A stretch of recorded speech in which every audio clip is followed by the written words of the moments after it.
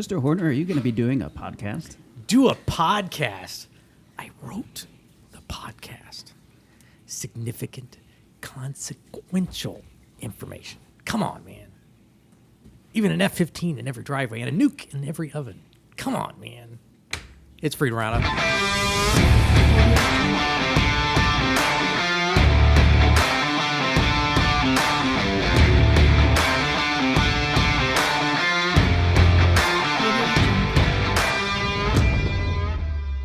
Come on, man. Yes, Joe. Yes, Joe. It's Freedom RoundUp, and I'm the executive director and host of the Freedom RoundUp, Shaun Horner.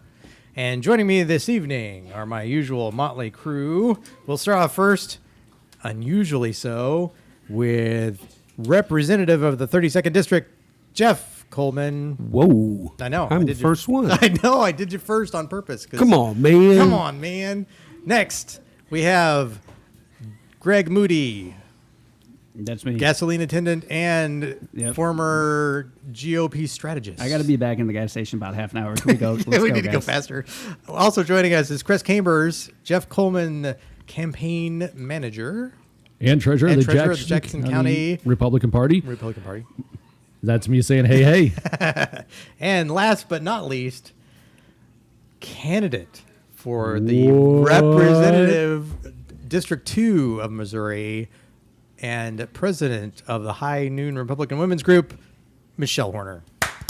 Yay.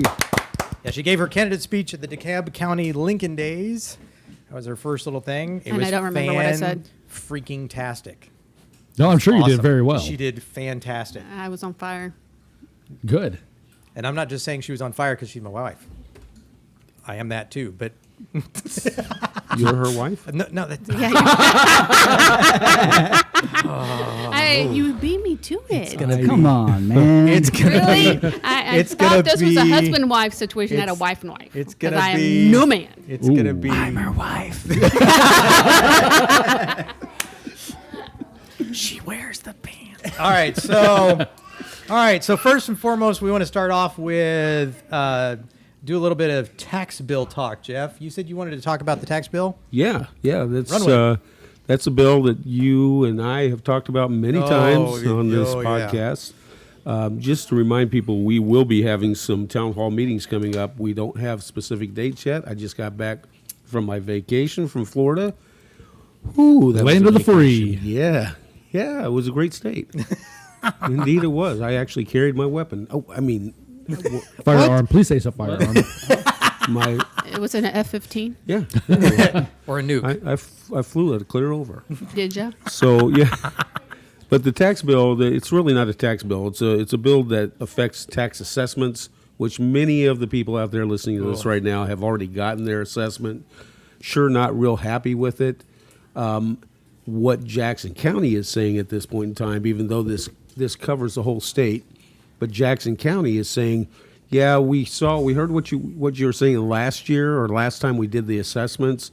So we're only going to put them up by 10% this time. But Only 10. But with a big but here, the next time we're going to have to increase the assessments to the values that we quote, know unquote. that they're So we those poor people. So those poor people that we're looking at, what was it? 1,400% was one of the big ones you were talking about. Yes. They're still going to be paying huge. Yep. Because 20% on a house is not, nothing. No, that's right. Well, yeah, you're absolutely right. But the thing is, we're putting this bill through again. We're going to refile it and pre-file it in December, and people need to get out.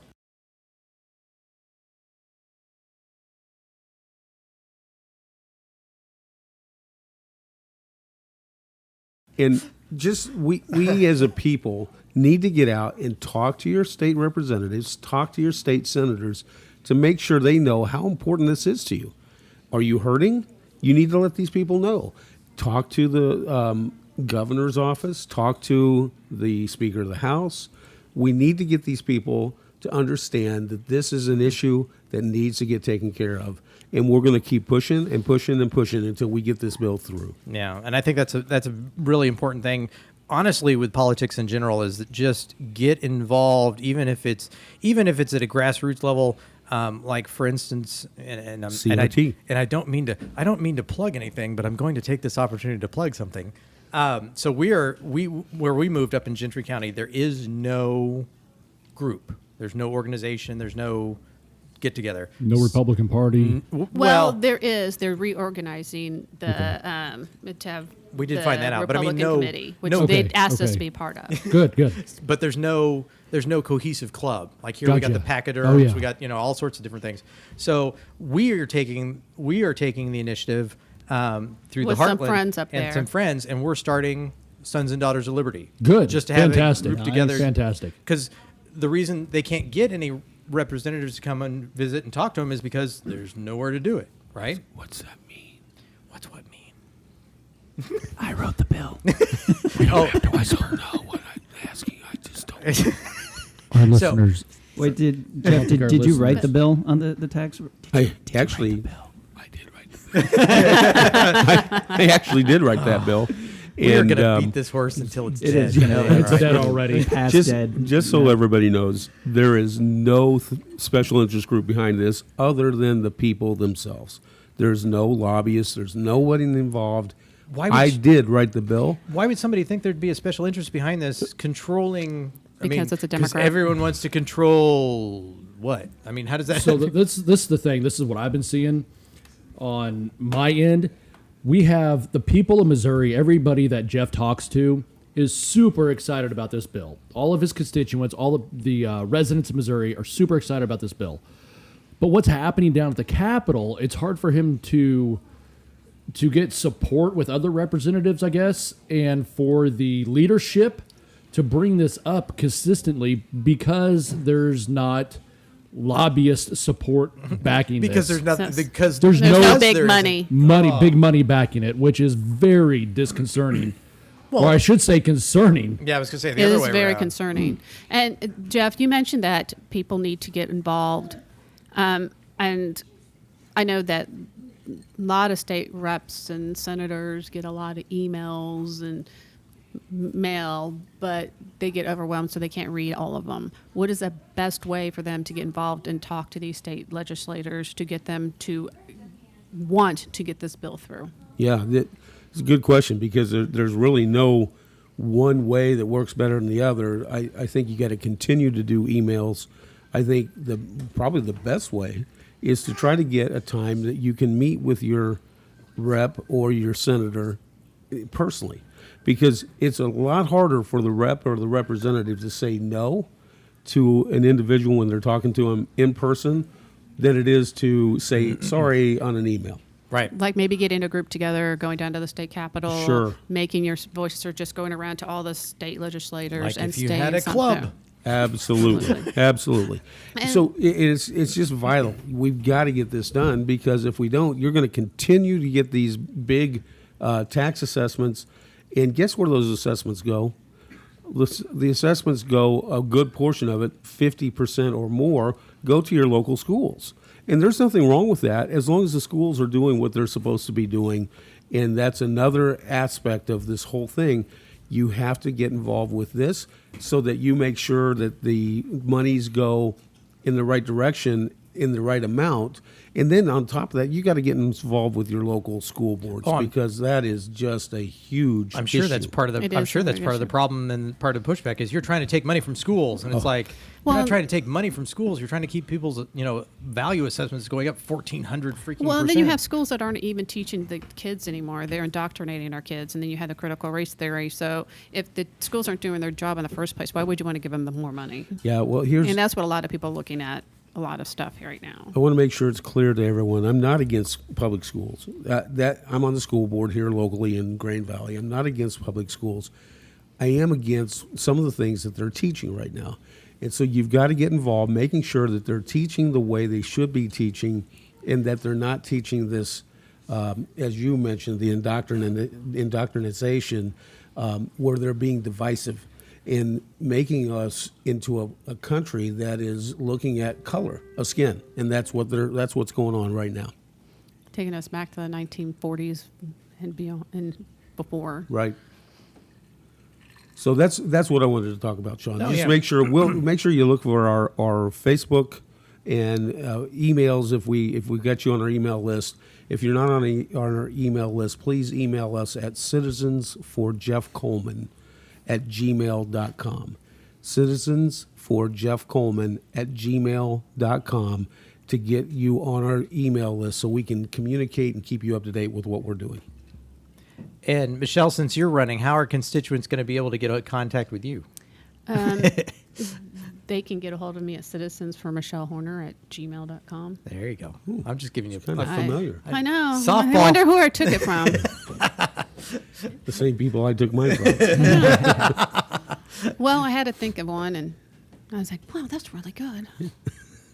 Oh, anyway. All right. So, speaking of tax bills and local stuff, Kress, you said you wanted to mention about that event that you and Greg both participated in. So Greg and I went to Politics in a Pint. It was hosted by the Jackson County Republican Party and KCMO Talk Radio. Friend of the program. Oh, yeah. Pete Mundo interviewed the now former police commissioner, Nathan Garrett. There is an awesome little sound clip I want to play for you guys. It's kind of long, though, isn't it? It's a couple minutes long, so it maybe 3 minutes long. So stick with us. But before I do, did you have anything to say about it?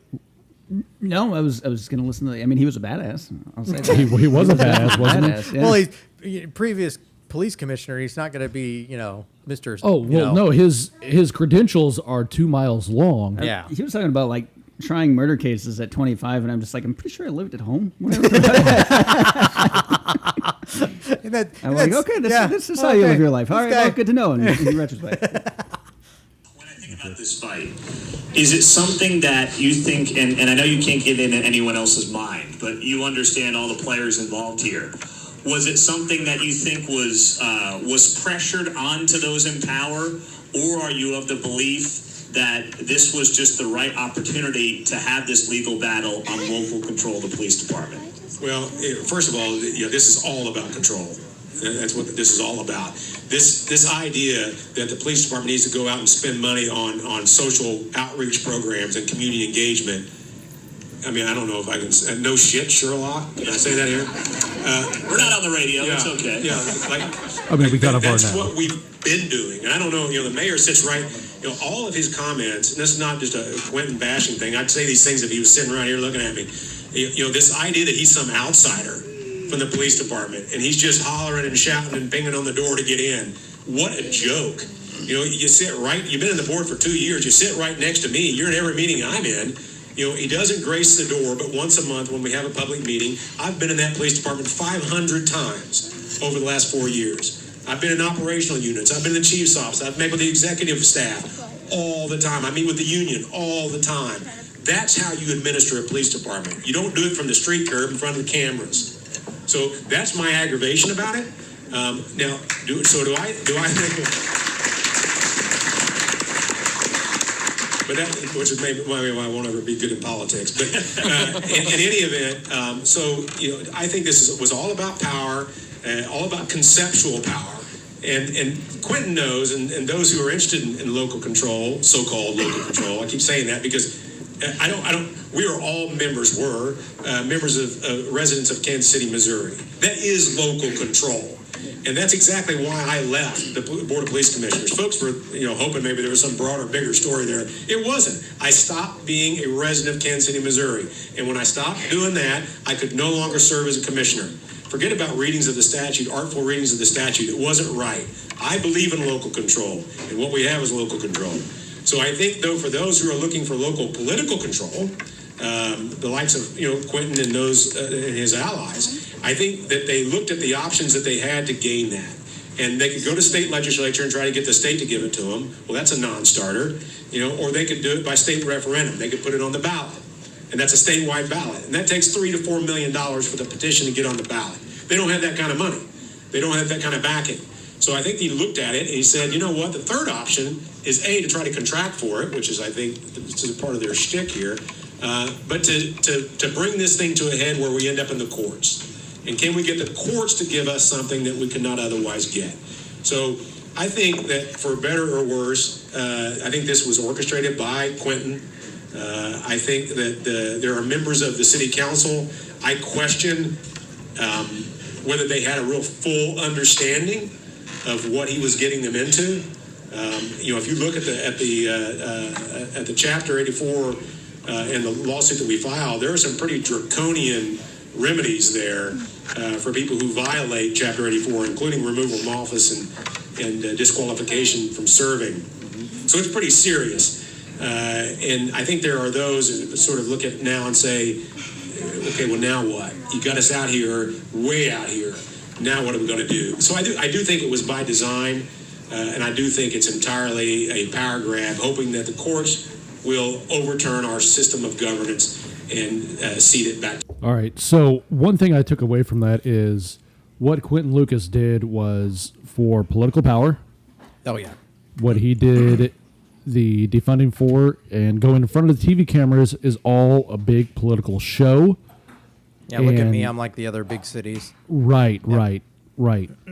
And the former police commissioner laid it all out. He called Quentin Lucas on his BS and for the showmanship that he does. Well, and he came really close to mentioning the same thing that we mentioned in the last podcast.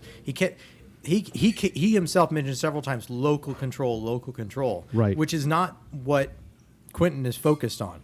Correct. We talked about that federalization of the police force. I think it was either last podcast or maybe the one before. Whereas, that has to be the end goal, right? We create this problem because it's classic. It's classic Democrat. We create this problem, and then the federal government swoops in. That created the problem in the first place and try to fix the problem they created. Yeah. How about how else can we fix that problem in general? Just by swooping in and we'll nationalize it. Yeah. Just have the federal government take over. Yeah. Well, and once you have the federal government take over, guess what they can do? Anything. Well, you brought up when you were telling me that you Michelle, you were telling me about the conversation you had with a couple of state reps not too long ago, where they asked you about your stance on marijuana legalization, and you're like, and you brought up a really, really, really good point. Well, it was a group, and I went to a candidate class, and they asked me about my stance on believing that the state should have ultimate power, which I do agree in that. But then they asked me on my stance on marijuana, and they said, well, you don't agree that the state can legalize marijuana? And I said, no. And I asked them, I said, do you believe in your Second Amendment rights? And they say, yes. And I said, well, we do have SAPA in the state of Missouri, but SAPA only does gun laws. It doesn't do drug laws. It doesn't do any other federal laws that are broken, only gun laws. So if we legalize marijuana, it would still be at the state level. Mm-hmm. It would still be illegal on the federal level. So the federal government can use the. So guess what happens when you get a federal judge? Right. You can sit there and say, oh, they had drugs in their house, so we took their guns. Mm-hmm. And they could plant drugs and take your Second Amendment rights. So we can't do anything state-wise till the federal government does something, because the Democrats are very infamous for having a hidden agenda by anything and everything that they do. There's defunding the police is to federalize the police so they can disarm the American citizens. And that's why the medical marijuana thing is so dangerous. And that's what the marijuana is very dangerous. Just legalizing marijuana at the state level is very dangerous. People say, well, I've heard some people say, well, you have to have so many states to legalize before the federal government taking over. Well, they've already have that number. But they still won't bring it up in the House or in the Senate and the federal level to make it. Though you have all these representatives that want it, they're still not bringing it up. Why is that? Because they want to use it for other purposes. Yeah, that's exactly what it is. So I'm just. I thought that was interesting. I thought it tied in well with what he was saying, because he was almost there. The former police commissioner was almost there. He kept saying, it's impeding local control, local this, and I'm like, that's the reason, right? That's the goal. That's not the goal. That's not the consequence. That's what they're hoping didn't for. Biden just say something about the people want or need federal control to control their lives? He just said it in a recent speech. In fact, I just posted it, I think, on my High Noon Republican Women's speech. And he says that people want that federal control, and that's not the fact. And need it. I get this question constantly, where we talk about, as a legislature, we don't want the federal government coming in here. It's unconstitutional. That the federal government was never supposed to have this kind of control over the states. Yep, never. But then you have the local control people that come in and say, well, you say that, but yet you want to control what we do locally. Yeah. It's a different subject. Different. That is not the same thing. And the state does control what happens on the local side. Yeah. The state definitely wants to give local control as much control as they can, but if they're not doing what they're supposed to be doing, we, as constitutionally, as a state, have to step in and take care and make the corrections that have to be made. So while local control does have some control, it's not the same as the federal government versus the state. Because it's not supposed to be. So I'm gonna direct this at Greg, because this seems like it's up his alley. So seeing all this conflict between state rights and federal rights, does this seem like the supremacy that was established at the end of the Civil War, that we're coming to that apex, the hill, the top of the hill? Is that what this fight is, you think? The supremacy at the end of the Civil War? Or? When we establish federal might over states' rights, when defeating the Confederacy, because that's what it was in a nutshell. It was more states' rights than federal. The Union stepped in and took over. Are we seeing that ascension? I mean, reaching the apex now, you think? Yeah, I mean, I would say, I think the federal government is overstepping its bounds. When you look at what's happening in Georgia right now, and when you look at what Missouri is doing as far as the Second Amendment, the law with the Second Amendment, SAPA, SAPA. Exactly. Thank you. But I think the federal government is overstepping its bounds. I mean, that's always been something that you've seen that interaction between throughout the history of the country. Right. It's always been a battle between states and the federal government. Right. So I mean, it's but now we're starting to see those agencies being weaponized. People are afraid to do any sort of significant infrastructure like power plants. And why is that? Because there's no way you're going to get the EPA to sign off on it. There's never going to happen. Right. And you have a lot of these Christian groups that aren't even, the IRS is saying that they won't give them the 50C3 that they deserve because they have a Republican lean. Because most Republicans are Christian, and therefore you're actually a political group, not a charity foundation. It's that's not how that works. So joining us now is Ryan Vinheisen. Thank you. He is Representative Jeff Coleman's brother-in-law, and he's down here from the great state of California, or the People's Republic of California. Oh, that drink. Okay. What part of California, might I ask? Central California. Okay. Just outside Sacramento. Sorry. So welcome to Freedom Podcast, Freedom RoundUp. Yeah, it's a beautiful state if they would just leave it alone. But they don't want to. Sadly, no, they don't want to. They love the power and they love the control. Yeah. What do you think about Newsom being recalled? I think it's fantastic. I hope he's gone.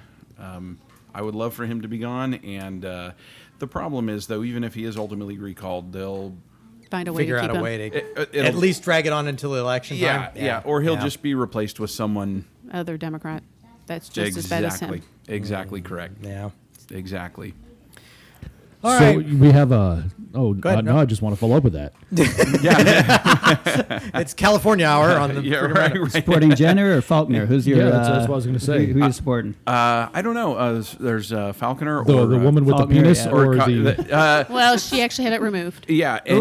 And you know what? Brutal. In California, that may be the best we can do. Yeah, that might be the best we can do. Faulkner. I used to work for Kevin Faulkner. I was on his 2005 campaign. Very. I don't want to say talented politician because that almost brings him down to. But it was like he's done well in these circumstances. 2005 he won in a special election. 2013 he won in a special election, and he's very crafty. He's very electable. Well, for him to win in California, he's going to have to be. Yes, absolutely. So, what do you see the difference in those two? What are you wanting to see? Are you talking about makeup. What are you not wanting to see? Which one's the fastest That's Olympic not what sprinter? I'm talking or- about. I couldn't help it. I couldn't Not help it. genitalia. That's not. No, that's not right. You know, to be honest, I think the best, as a conservative, the best you can hope for in California is a moderate Republican, because if you run anything else, it's They'll crucify you. yeah, You're racist. You're done. it's Yeah. over before it starts. So That's too bad. it's terrible. I hope And McClintock Jenner's runs not again. Oh yeah. yes, Tom McClintock's fantastic. Yes, Yeah, and I yes. can't say that I don't hate Jenner. But I mean, she's whatever. She is a she now. But I don't hate her. I mean, she's got some great points. She says all the right things. She says all the right things. But she's believed it from the get go. She just didn't like Trump, but. She has done a lot and wants to do a lot of good for the people, and she does have a great ad. Far better than Cox. I don't know if you probably don't see any of that out here, obviously, but we'd have to go. you should go online and look. Neither He's- does Bruce Jenner. Well, a lack of Wow. Cox. Not anymore. He doesn't. Wow. But they come at you fast on this show. I like it. That's, That's you have no idea. Well, Somebody asked me once, how do you like doing Freedom Roundup? It's a lot like herding cats. well, The state rep walks away for like 5 minutes and all hell breaks loose. yeah. Well, what Jeff doesn't know might hurt him. Yeah, I was gonna say. he's having cake. Yeah. He's. All of a sudden, we're talking about California, Bruce Jenner's penis. I think the term for this is derailed. Yeah. Really Is that? Welcome to Freedom Roundup. it's we get not, on rabbit trails, and then we derail. That's. Man. I like it. But I mean, I really do like her thing and what she stands for. I was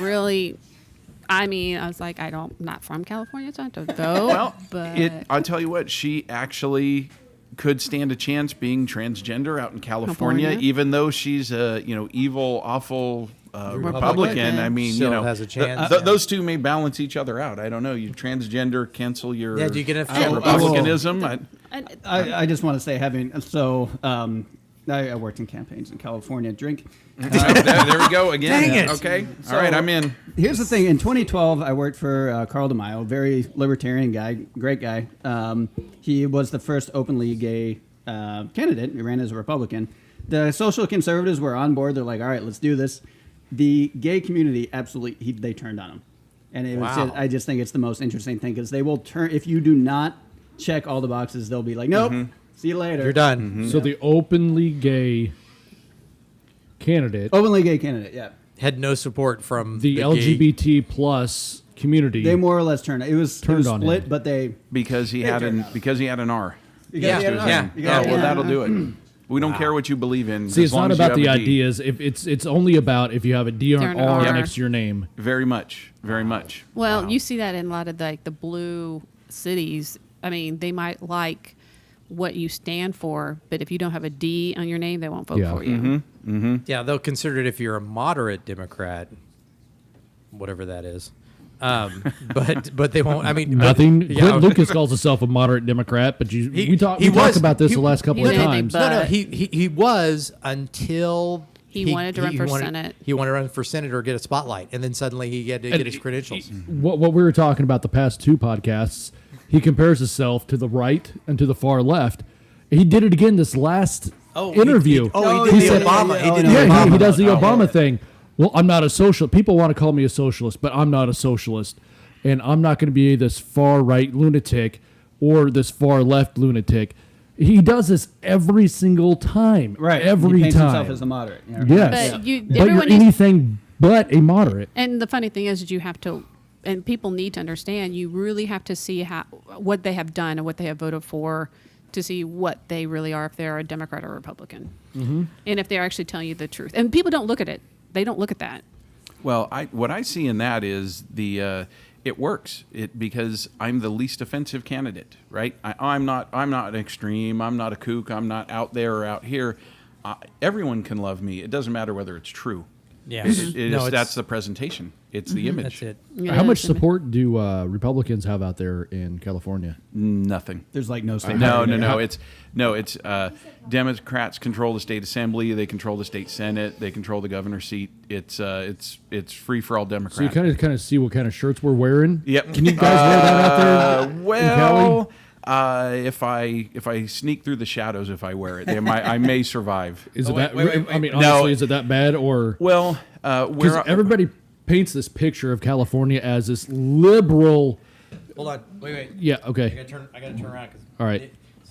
You got the 1776 up front, the I love Betty it. Ross Right to bear right to arms. bear I love it. arms Yeah. with the two flintlocks. So, in California, asked that question. It is really a stereotype, but it depends on where you are. I was gonna say Sacramento probably isn't that bad. Sacramento leans blue for sure, but not horribly. The San Francisco Bay Area is just as blue as you could imagine. LA. Oh, and then the LA and San Diego But isn't area. Sadly, San Diego's turning that way. northern is like the northeast. Yeah, so- is more Republican. Oh yeah, so like a lot of places around the country, when you get out of the urban areas, Yeah. well, it's like you guys around here. Kansas City's pretty blue, right? Right. But you move out, you get a mile or two outside city, and all of a sudden you go purple, red, good to go. Right. California's not much different than that, except the problem is San Francisco's gigantic. Yeah. LA is Population. gigantic. Oh, it's insane. So you got 7, 8, 9 million people, and 90% of them are Democrats. So, like where we live, this town of 60,000 people, it doesn't matter if they're 70, 80% Republican. It's nothing compared to the big cities. Do you guys have a Republican mayor by chance? In our town, yes. Okay. Wow. Our town leans to the right. So one more question, and then we're gonna take a break and switch topics. And I almost brought this up. Switch topics. We're at an hour almost. I know. Well, we're gonna do our Joe Biden Kamala roundup, and then That's our montage. So Oh, we got to get the Secretary of State on also. yeah, and the Secretary of State's coming up next.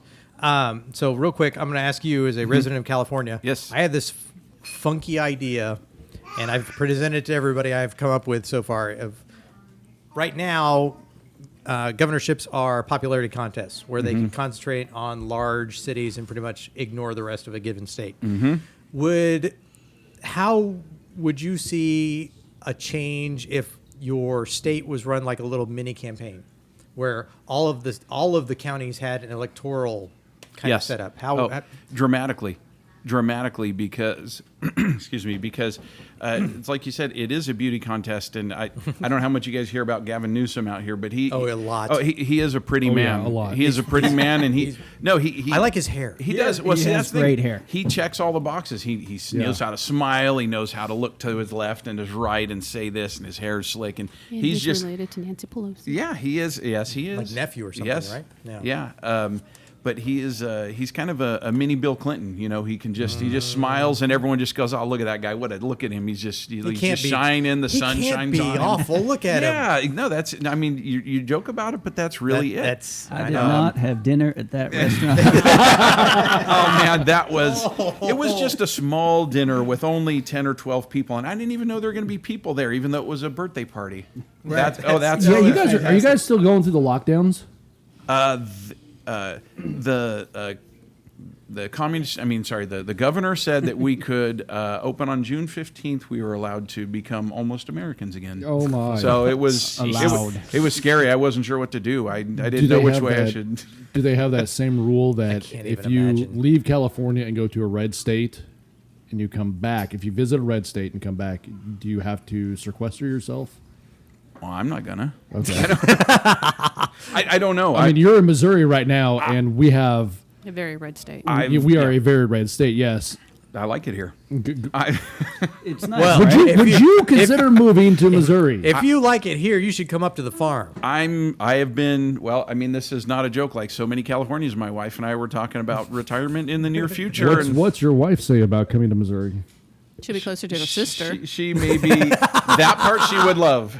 That part she would love. But we've really honestly been looking into Nevada and Idaho just because we can get away from people. Yeah. And No, it's true. Well, you're not just too far away, but you're far enough. far enough away. Just get out of the blue. We did. We moved up north. Yep, get out of the blues. Ginger County. I moved Well, we're like, still red to about red. I mean, it's still Missouri to Missouri. Missouri, but it is weird moving from a city environment to a country environment because Yeah, we live on 7 acres. may That's have a crowd of waiting for one car at a stop sign. So Where Maybe. here, maybe. To Well, where I here, followed that when tractor you're in at that last time we were up yeah, here. we did have a tractor pull the other day. Not a tractor pull. A Tractor parade. tractor Tractor parade. It just went right down Z Highway. It was Like really like cool. for 20 Nice, minutes. It was, nice. And we 20 didn't have to go minutes. anywhere. We just had to go to our front porch. Well, we get similar things as well. We live right in the middle of literally wine country, just grapes everywhere. It's very, very, very agricultural. So, you'll be going down the road and there'll be 3 or 4 grape gondolas, and you just cruise behind them. And so, we are not in the big city. We are definitely outside. the big Interesting. city. Yeah, but it is weird because you go from a country and then you come to a city and you have like 50,000 cars and you're just like, what are you doing? All right, so next up, we're going to have a quick little talk with Secretary of State Jay Ashcroft. Oh, I'm looking forward to this which is- interview. Yeah, Which I'm is looking forward to crazy.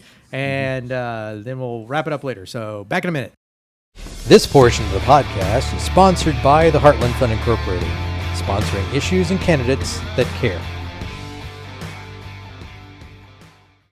Appreciate the podcast? Well, it's expensive.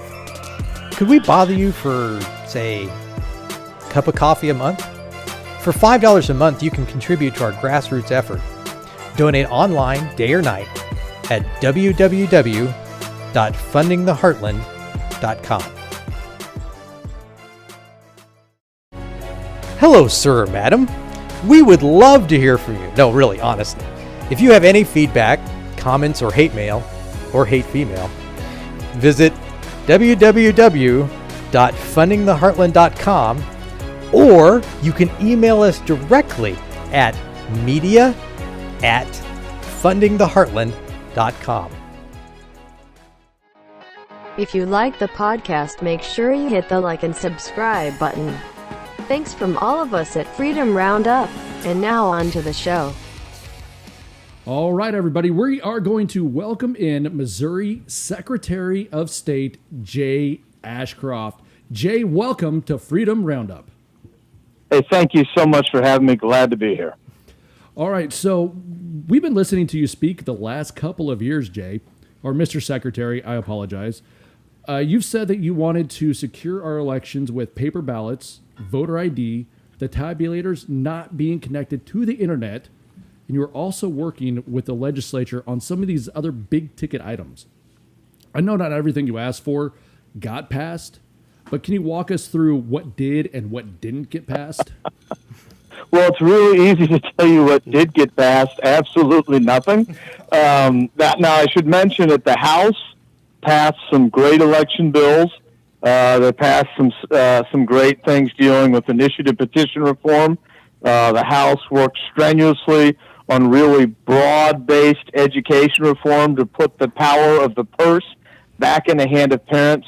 But unfortunately, it was very difficult to get good conservative legislation that would increase opportunity and put decision-making capability back with individuals instead of the government through the Senate this year. So we'll be working more on election reforms. We'll be working more on initiative petition reform. Always going to be working on education reform because we treat children like widgets. If you're this age, you go to this school and you're in this level. Every child is different. Even among my 4 children, they're different. And we need to quit saying that your child has to go here because some administrator said that. We need to allow parents to make the choice to send every child in this state to get a challenging education.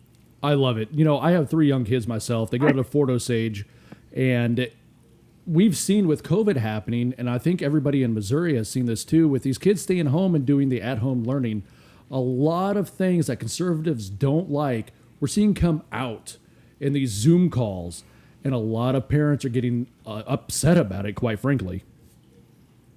Well, I think you're seeing that, and I think it would be easier on teachers. For far too long, over the last 30 or 40 years, we've been expecting teachers to do everything, including reading, writing, and arithmetic. We've expected them to be babysitters and social workers and all sorts of things that they should not have to be. We need to allow them to be teachers and to concentrate on teaching kids how to think, how to logically construct and deconstruct arguments instead of teaching them what to think. And that will help all of the kids in this state. Amen. Amen. I love it. Hey, Jay, I have another question.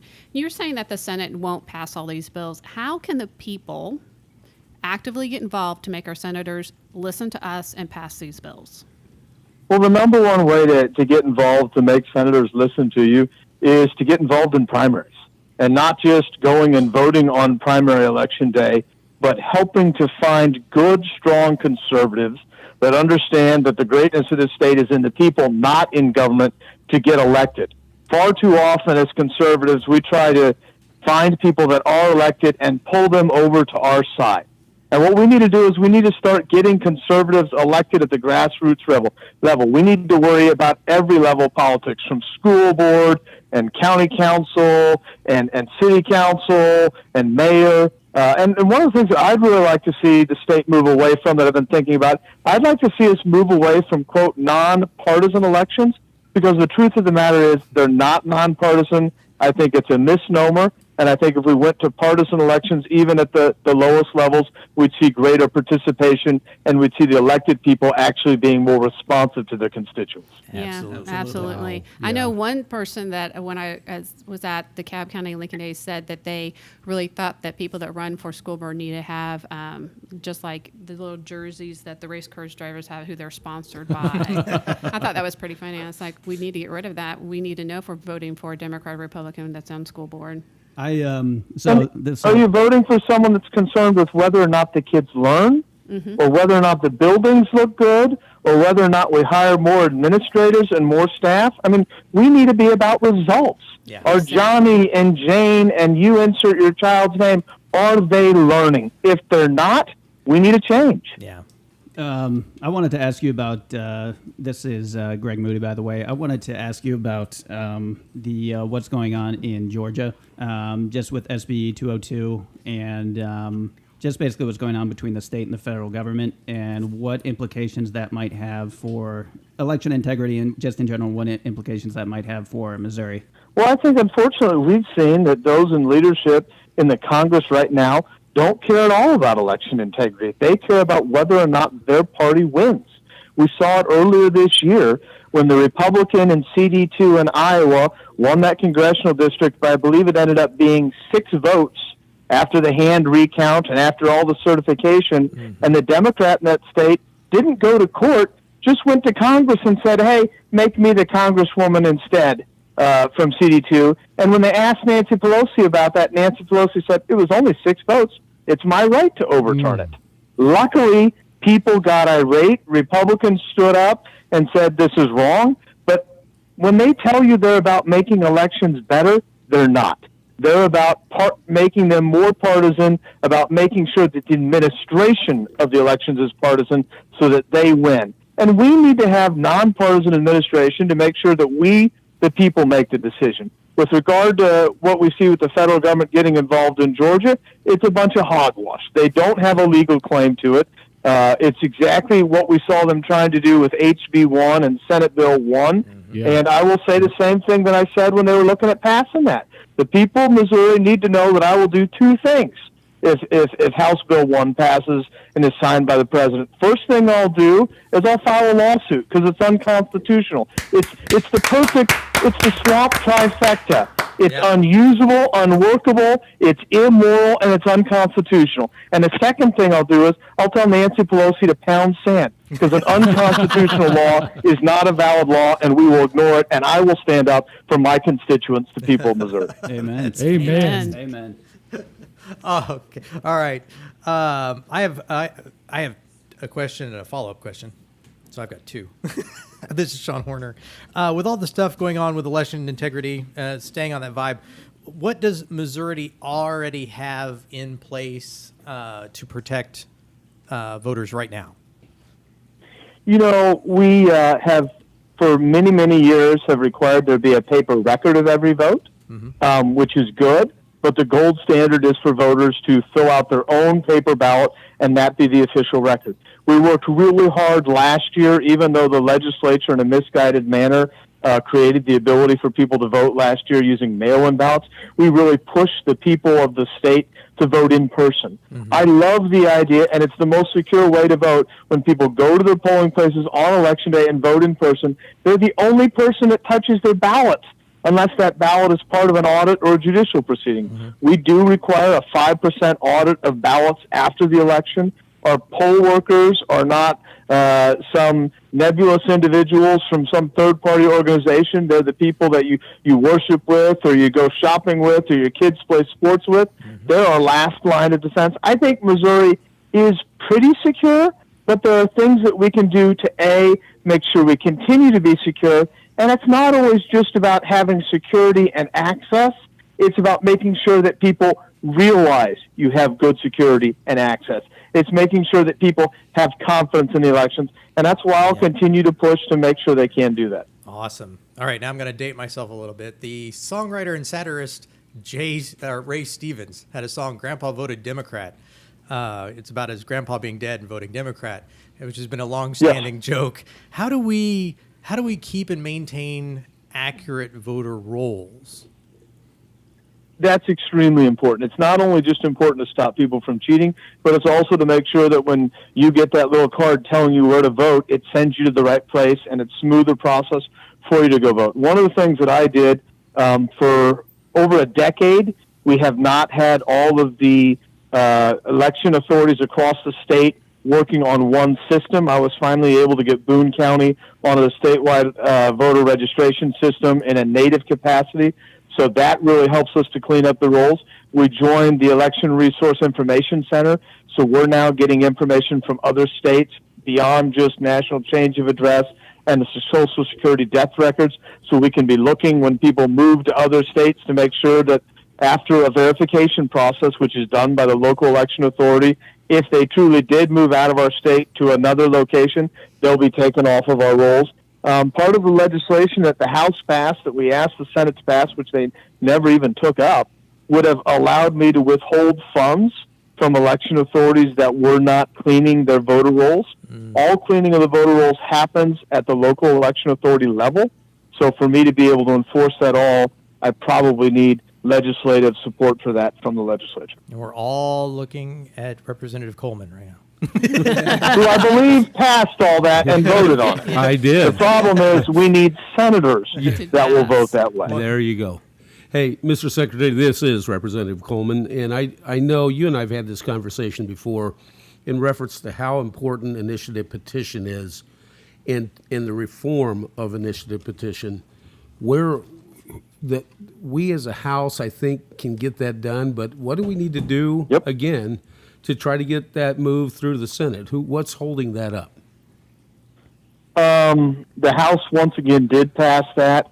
Unfortunately, my understanding is that the floor leader gave away the election reform bill and initiative petition reform to the Democrats in exchange for them voting for some other piece of legislation. Oh, man. It's going to take Republicans standing up, and emails don't work that well, phone calls don't work that well, making actual written snail letters, going to the Capitol, talking with their senators, and holding their feet to the fire. I mean, that should be a question that we're asking every legislator that's running in a primary is, where do you stand on initiative petition reform, and will you vote to pass it? If we don't pass initiative petition reform, there's no point in having a legislature. We will no longer be a republic.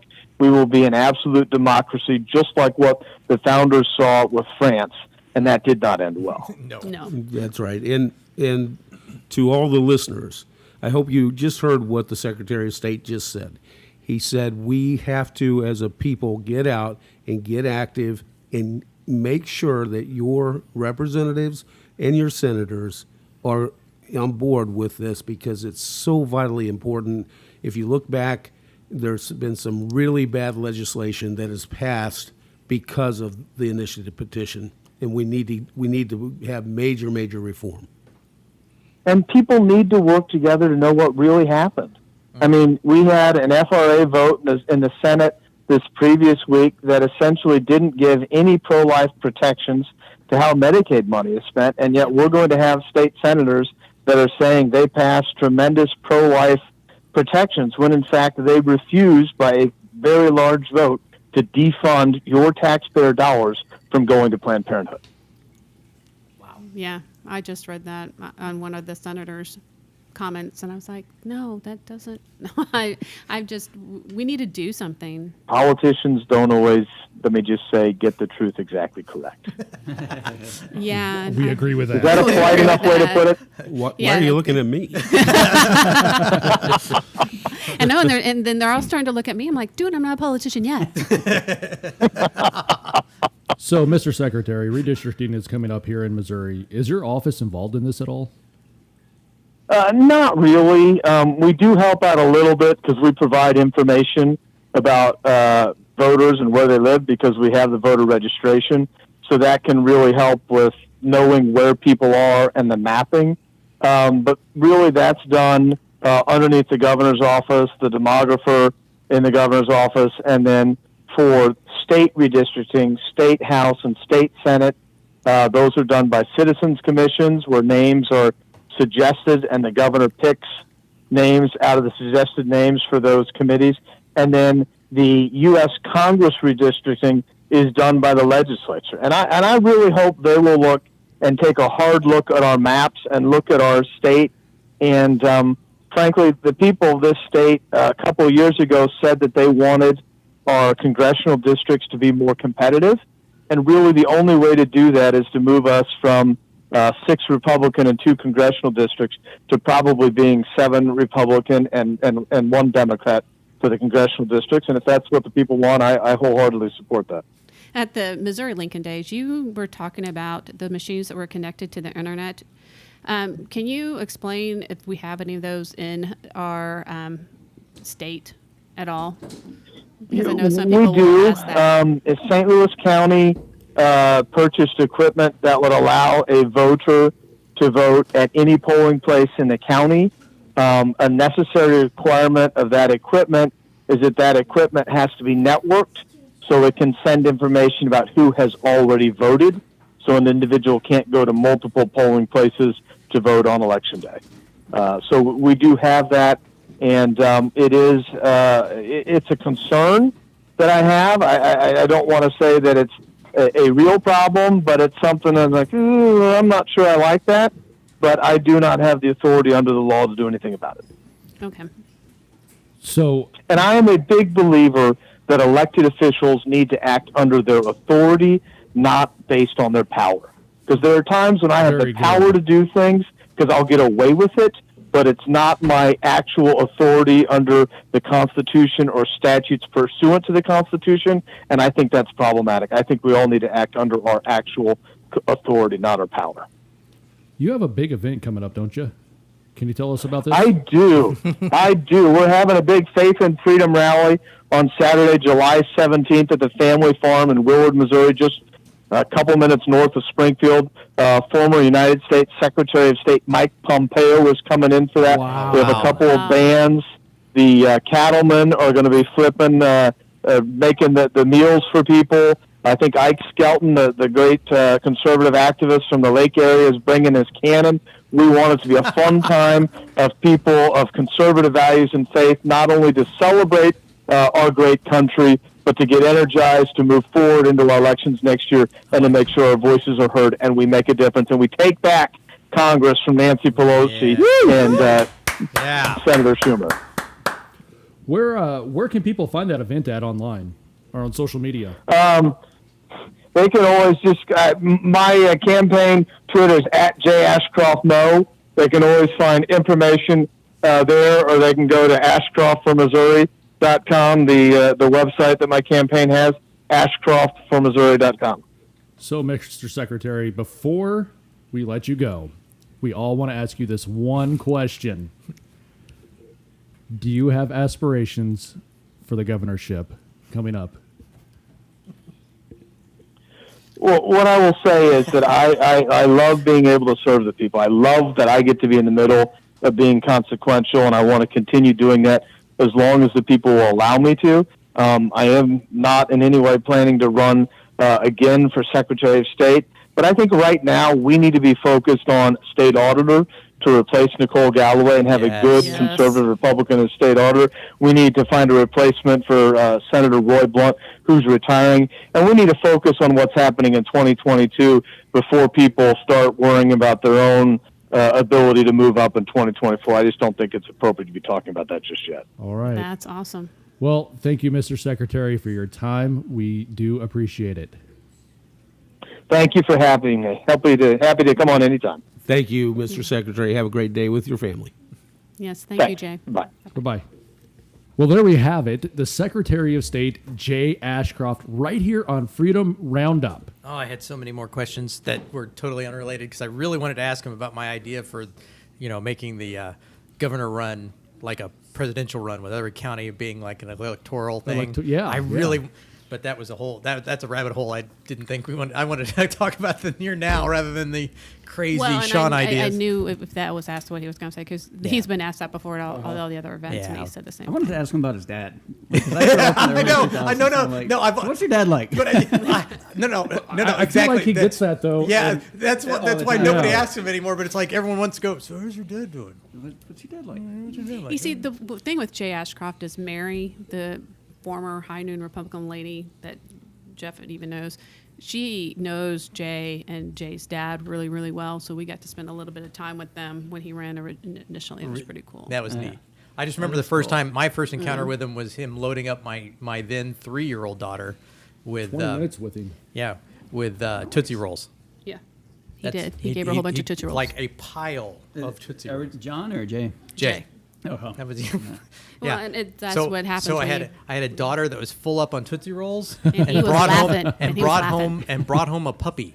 That was that day. That was fantastic. Oh wow! That was the day awful. the Noe Maggie. All right, when we get back, more Freedom Roundup. If you like the podcast, make sure you hit the like and subscribe button. Thanks from all of us at Freedom Roundup. Hello, sir or madam. We would love to hear from you. No, really, honestly.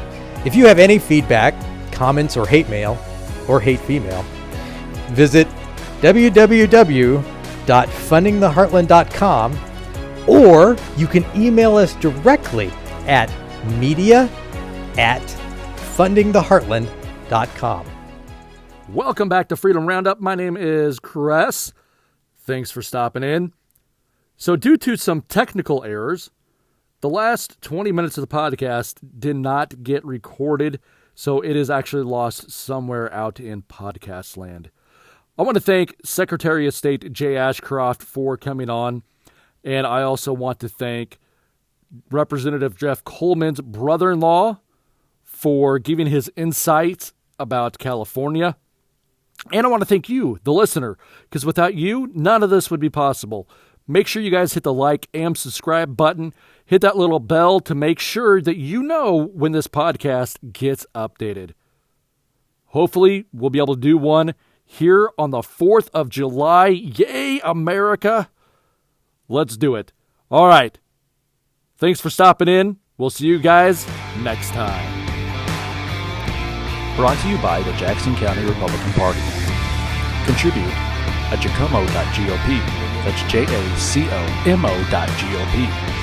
And promotional considerations given by Heartland Funding Incorporated, helping promote traditional values and candidates. Contribute at fundingtheheartland.com.